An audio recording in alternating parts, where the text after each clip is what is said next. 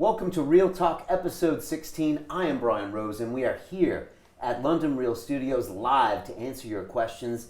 And we've got a bit of a surprise tonight. We've got a live in-studio musician, Mr. James Black, Scottish folk singer, who's going to bust a bit of a jam on us. So stay tuned for that. But in the meantime, I want to take care of a little bit of business going on here at London Real. It's exciting times, so much happening. First of all, we've got our summit meeting coming up on March 12th. We're going to literally take over London. We're going to be breaking up into groups and going out and really grabbing and taking hold of the city. We're going to be doing this at the Royal Aeronautical Society at number 4 Hamilton Place, the former home of the Duke of Wellington. And it's an excellent venue. We're really excited to bring everybody together. And it's a summit meeting, so it's all about everyone meeting each other. And I was down there this week, made a little video. Check it out. Okay, we're here at the Royal Aeronautical Society checking out the audio-visual system, and it's slamming. This is going to be a sick show on March 12th. I love it. This room is kitted out. We're going to have everybody in the house kicking ass. So this is going to be like a focus group with the energy times 10. It's going to open up with bulletproof coffee, serving the beverages. Then we're going to get together, might be a little active meditation in there, some great motivational speaking, talking about getting your goals ready. Like I said, we're going to break into teams and just really have an awesome day. We've got a drinks reception that night overlooking Hyde Park at the Royal Aeronautical Society. It's a sick venue. I'm just so excited to do this. If you've ever been to a focus group, you know the energy is awesome, and this is literally going to be like times 10 or times 20. So I hope we see you there. I think there's a couple tickets left, so grab them if you can.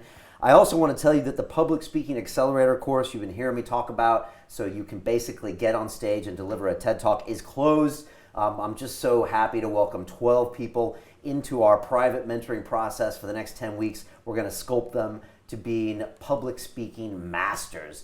And you will see them on stage in 2016 give a TED Talk, and we're going to see how that actually changes their life. I'm so excited. It's one of the most fun things after Academy. Then it comes to the classes we're teaching, and then the show is also fun for me. So really pumped for that, super excited, and I'll be dropping pictures and videos of that into the Academy Facebook group.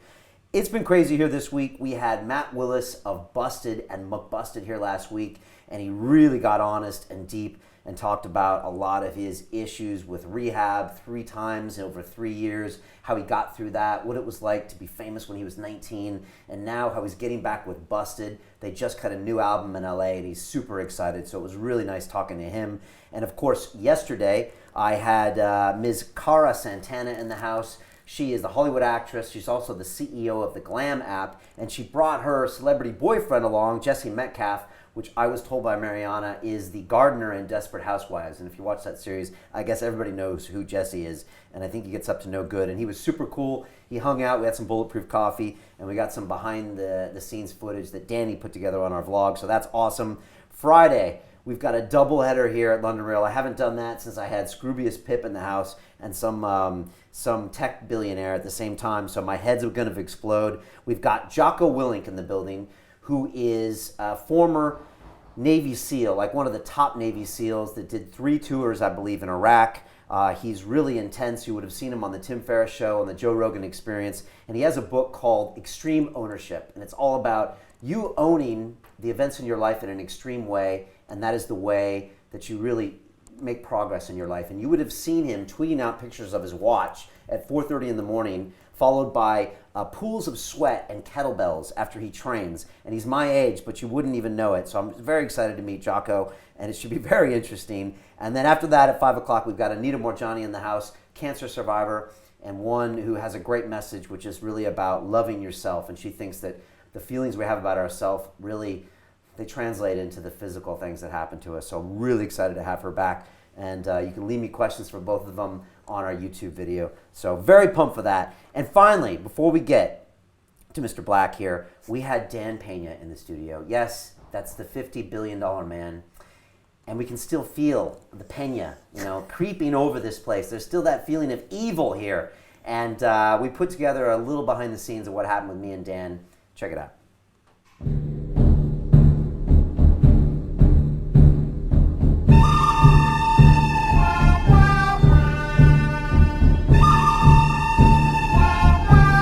You're copying out that this is your passion, but it's not. Don't I seem passionate about this? I tell great stories. I bring great people to light. But so what?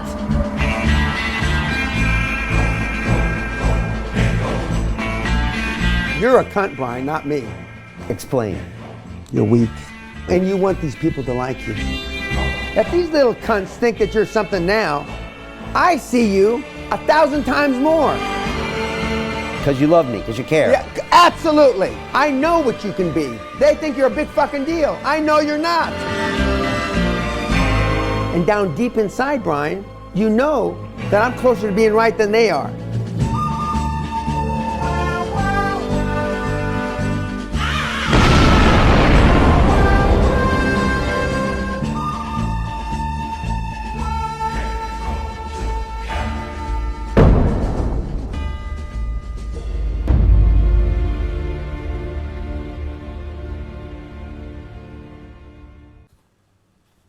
Woo!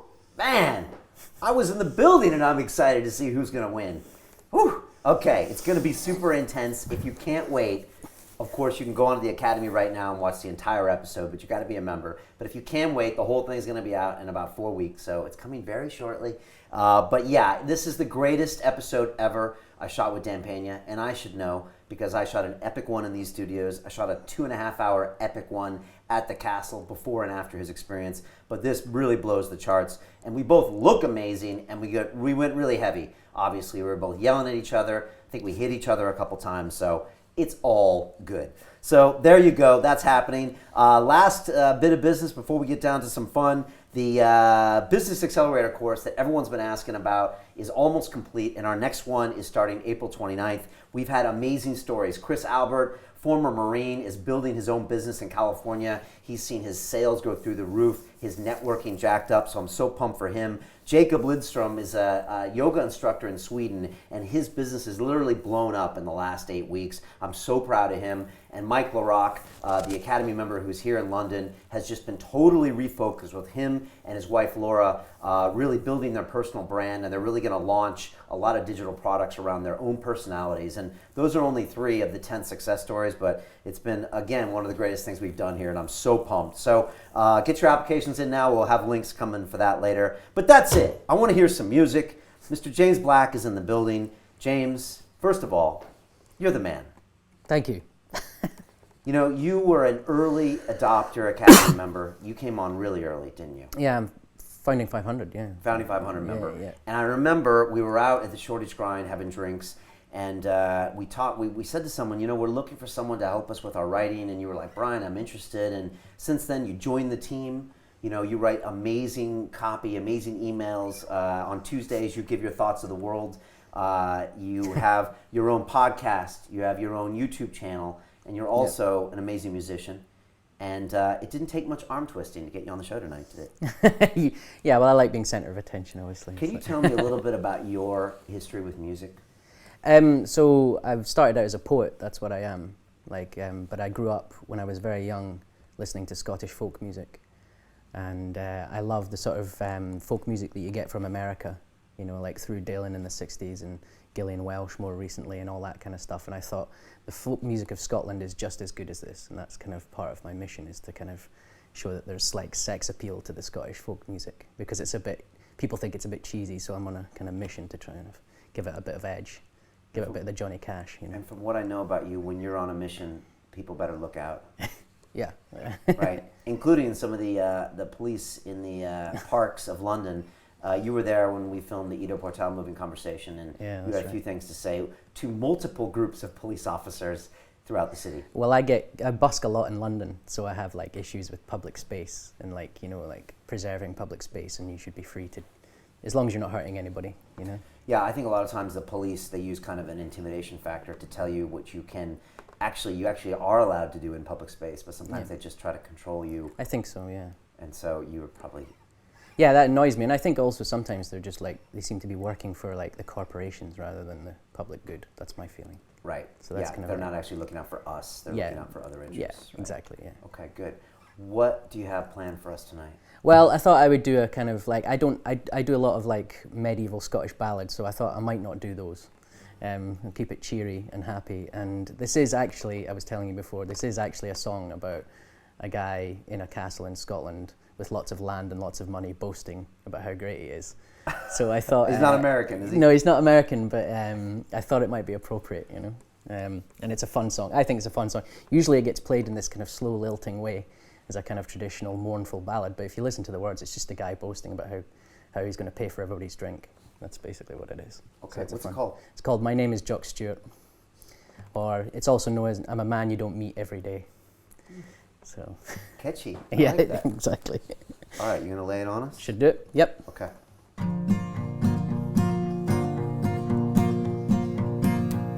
My name is Jock Stewart, I'm a canny con man. A roving gambler I have been, so easy and free when you're drinking with me. I'm a man you don't meet every day. I'm a roving young blade, I'm a piper to trade, and many's the song I can play. So easy and free when you're drinking with me. I'm a man you don't meet every day. I've got acres of land and men at command, and many's the shilling to spare. So easy and free when you're drinking with me. I'm a man you don't meet every day. I gone out with my gun and a dog for to shoot along the banks of the Tay. So be easy and free when you're drinking with me. I'm a man you don't meet every day. Come fill up your glass with brandy or wine, or off the coast I will pay. So be easy and free when you're drinking with me. I'm a man you don't meet every day. Hell yeah! I want to meet that guy. I want to drink with him. Yeah, he's a good time guy. Yeah. Right? Yeah. Do you play that track in London? Yeah, I do. A lot. How's it going? That usually goes down well. I usually play it when like I can see that people are kind of like drifting away from my set. If it's getting like too medieval and depressing and long ballads and stuff like that, I'll knock that one out and people will go, okay, he's not a complete weirdo, you know. Right. So, yeah. And you pitch your voice pretty high there, don't you? Yeah, well, I don't really have like a trained voice and I don't think about it. I just kind of, it's all feel. So like whatever I'm doing, like it's just folk music. So I just go with what sounds right. I like it. It pitches it up and it kind of takes me somewhere else when you're doing that. And it's, I don't know, it has a nice pace to it too. Like you said, I could see that getting my attention. I'd be like, okay, wait a second. Yeah. I better wake up and... Yeah, it's usually kind of like knock people back into like if it's getting too kind of mournful or... What's the biggest misconception people have about someone trying to make it as a musician in London? I think there's a misconception about artists in general is that it's kind of like that there's some kind of psychological reason why you're doing it. I think a lot of the time there's a sense of calling, you know, like artists are doing it because they mean business. You know, they're not doing it because they've got like some wound in their psyche or something. They want to be center of attention. I think that is quite a common like misconception about artists that I've come across, that people will always try and kind of lay that one on you. But actually, I think if anybody's got, you know, if anybody keeps doing it with all the disappointment and heartache and stuff like that, then you've got a kind of sense of purpose and calling, you know. And I think some people just dismiss it as kind of an intention thing. Yeah, I find that. Yeah, as opposed to a necessity thing. Yeah, and I found that was a lot of my own resistance as well, of kind of like why it took so long to kind of just go for it, was that I was thinking, is this just me like wanting to be like a kind of ego thing, like had this like internal dialogue, and I think a lot of artists go through that. Yeah, that's interesting, because you should be true to it and not try to talk yourself out of it that way. Yeah. You must have all sorts of different ways of manifesting resistance as an artist, as opposed to maybe doing a piece of business or something else. Yeah. And maybe that's one of them, where you tell yourself, oh, am I just doing this? Definitely. Okay. That's a big one. I think a lot of people still feel, even at the top, they question why they're doing it and they question their purpose. But then, you know, if you were to say to them, could you envision yourself not doing it? Then that would kind of answer the question, like, would you be doing it even if you were poor, you know? And most, you know, like the real true artists would probably would. They can't not do it, you know? Well, because you spend time here with the team at London Real, but there's been times where you're like, yeah, Brian, I've got to go work on my music, and I remember one time I said something, and you were like, but this is why I'm here. Like, the music it's part of me. Yeah. Like, I breathe, I do my yoga, I do this, and then the music, and it's all part of me being me. It's not like a hobby, a pastime, or a goal. Right? Yeah. I think a lot of people, because everybody's creative to some extent, so a lot of people can mistake someone just being creative for their job as just a hobby, But if you're doing it for your main purpose, I think it's because you've got something else going on. You've got a kind of sense of purpose, But yeah, it's a life mission. I think we all have this strange relationship with creativity, and I think when I grew up, it was like you can study the arts, or you can study the sciences. Yeah. And I studied the sciences because my dad did, and all that stuff. And my brother was in computer science. And as a scientist, you're basically told you're not going to be creative. Yeah. You can study these things, and these rules are fast, and da da da da da. Yeah. Which is kind of a shame, because you actually need creative engineers and Yeah, scientists absolutely. to do great work, and the artists. Just because you go into the arts, doesn't mean that you have to be a certain type. And I think it gets stifled out of us sometimes. And, Yeah. I think one of the reasons I started London Real is because I didn't have an avenue to create, because I didn't design one for myself. Mm-hmm. It was like, if you go into banking, then you do this stuff really well. Yeah. But one of them isn't being creative. Yeah, absolutely. I mean, but I've said to you before, London Real is a creative company. I mean, I consider it part of the creative industries, That's why I was attracted to it. And because every interview you do, there's always that creative space where, like, we were talking about it in the Shoreditch Grind, how you'll plan and plan and plan an interview beforehand. But then it's like getting up and performing. You've got to throw away the ladder, right? And it's that kind of thing. And that's a creative thing. Yeah, that's a good point. I guess it's kind of unscripted in that weird way where you don't know where it's going to go. And yeah, those are always the pleasant surprises for me. And the mistakes I've made in the past is when I've tried to overplan something that's going to be organic in that way. Yeah. And I guess a performance is like that for you sometimes, right? Definitely. I mean, I busk just to rehearse, so you've got to kind of know what you're doing in that sense, but I also like to keep the responsiveness to the audience and responsiveness to the moment, sort of change things up at the last minute, and kind of like, keep, and that, I think keeping it that creative in the moment keeps that response to the audience going, and they pick up on that. And I think they respect that in a way, because they feel included. It's not just someone being really great technician standing up and wowing them. If people are if you're being vulnerable, I guess, in a way. I was talking with Matt Willis from Busted and Muck Busted, and we talked all about being present. I think being a performing artist is the ultimate form of being present, because, maybe 10 or 20,000 people are literally channeling your presence. Yeah. And if you're not there at that moment, then they're going to get this, it was okay. Oh, they lip synced it. They can tell. And I think it's hard to do, but if you can do it, it scales. Yeah, definitely. And that feeling of, because you're trying to create a relationship with the audience. A lot of people, I think that's another misconception. A lot of people, from artists' point of view, is that they've just got to get up there, do their thing, and walk off.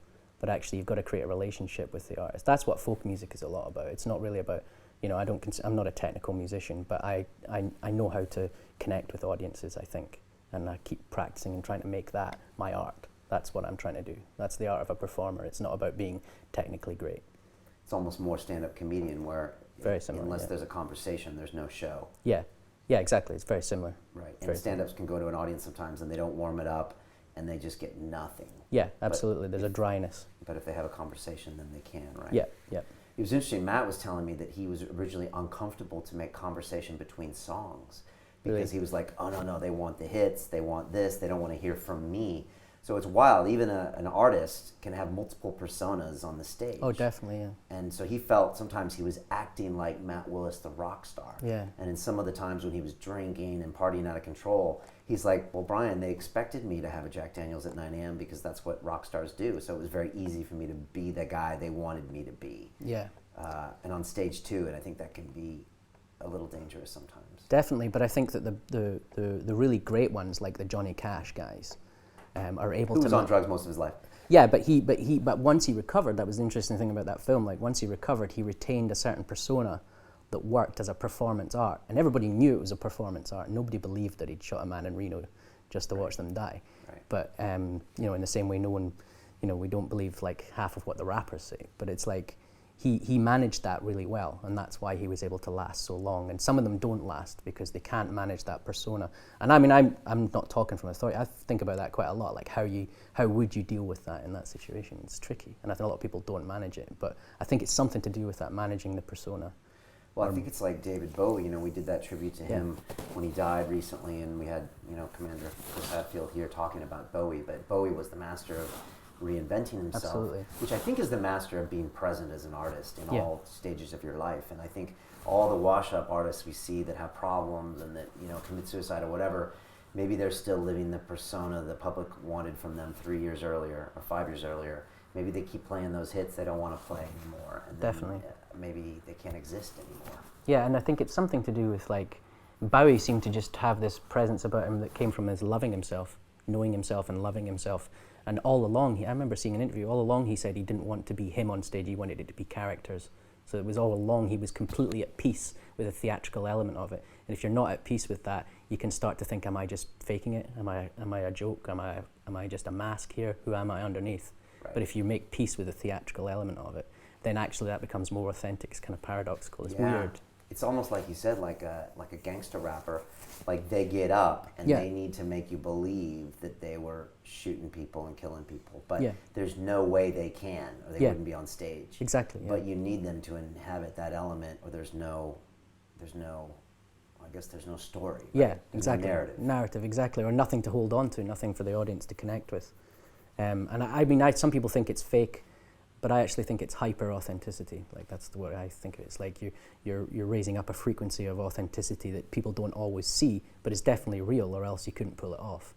And Bowie, like you said, Bowie was amazing at that. Yeah, and the other thing about Bowie, you know, just to wrap up with him, I mean, he was so congruent. I watched the video for Let's Dance the day he died, and I just saw this thing. I remember watching it in the 80s on MTV, and I was just like, who would take a chance and put all this crazy stuff on film? That thing probably cost millions of dollars to make. And he put himself like leaning against the side of a bar, so he made himself look small and look short and not the feature of it. Like, how many artists would go out on a limb artistically and then not to make it all about them? Definitely, yeah. I mean, he was definitely a character that loved himself and knew himself. I mean, I think he had gone through stuff, but he was definitely, that's what longevity behind it was, a guy who loved himself, for sure. And Johnny Cash, if you look, you know, Hurt was one of the last songs that he did, and it was a cover of Trent Reznor, right, from Nine Inch Nails, and it was an acoustic version, but when Cash sang it, it was just like, oh my God, I mean, you could feel the pain coming through those lyrics of a man who lived it. Yeah, it's still mysterious to me how he did that, like how he was able to channel all that emotion and range of emotion and pain into one song, and be who he was and still be in command of himself. Like there's stories of him, like people meeting him and they were expecting the man in black, you know, this kind of scary dude, and he was like the sweetest kind of gentleman, like kind of unassuming guy in real life, but then when he got on stage it was this powerhouse of like danger almost. And it's a mystery how a guy can manage those two personas. Such a paradox, like you're saying. It's like it's not the person, but it is the person. But it's not the person, which makes it hyper real. Yeah, because people are feeling it, people are connecting with it, so it's not fake.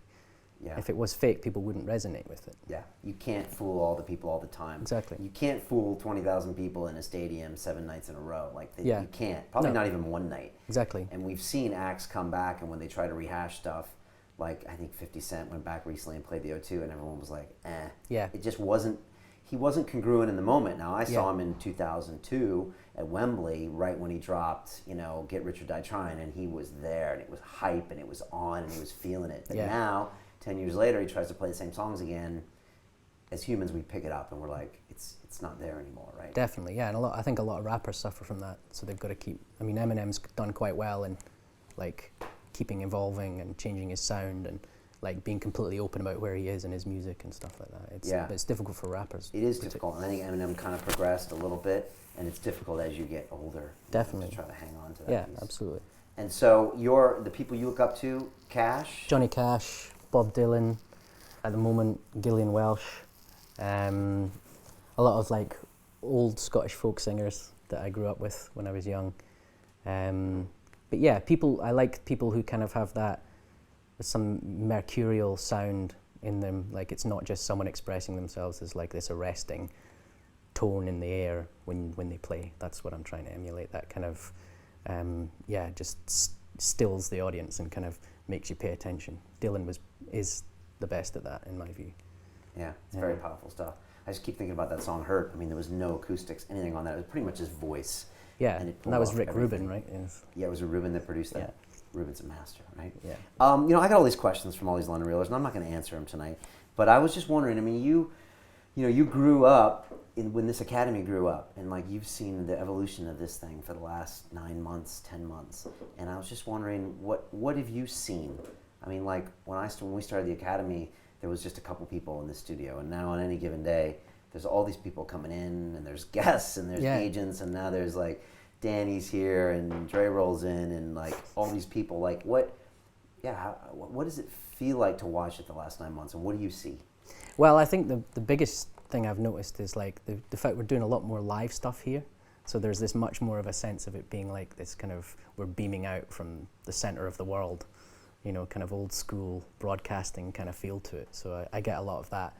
And I like that energy because that's like performing as well. So it's like that kind of feeling that you're at the center of the world and things are. You know what it's really like actually? I've been meaning to say this to you for a while. It's a bit like the West Wing when you come in here.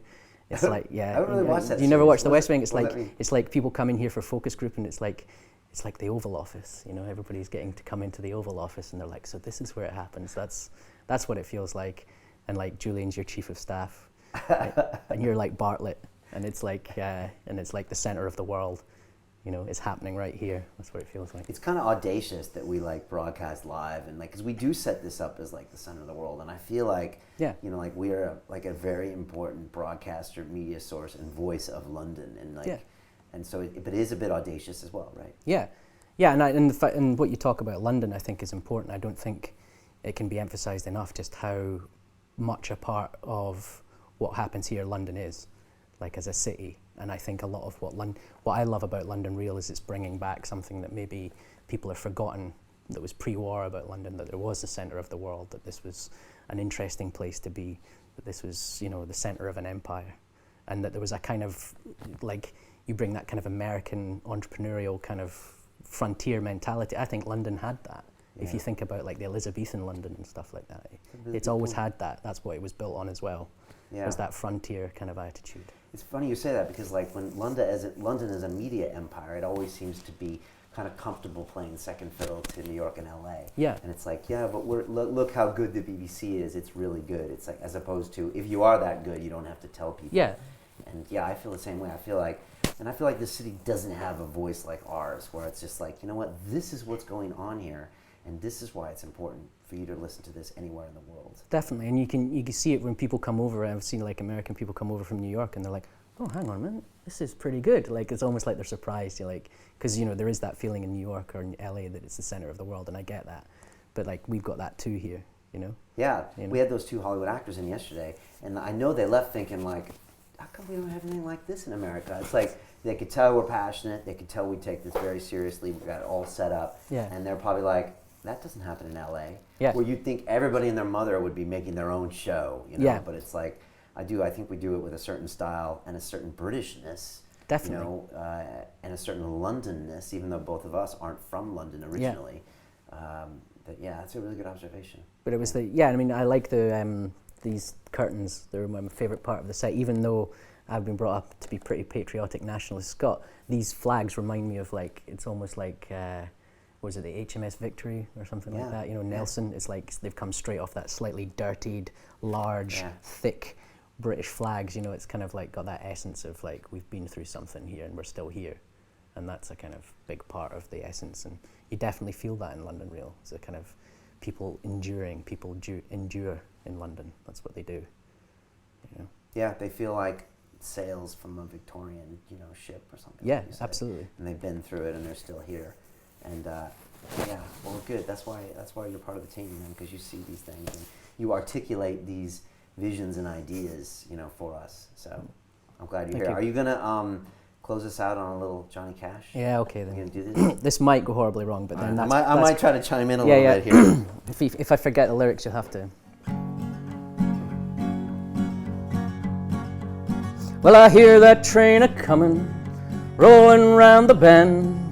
And I ain't seen the sunshine since God knows when. Well, I'm stuck in Folsom Prison, and time keeps dragging on. And I see that train a-moving way down to San Antone.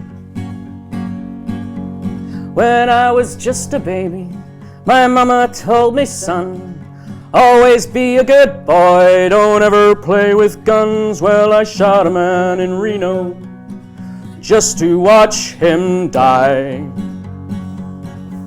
When I hear that train a-moving, I hang my head and cry. Yeah!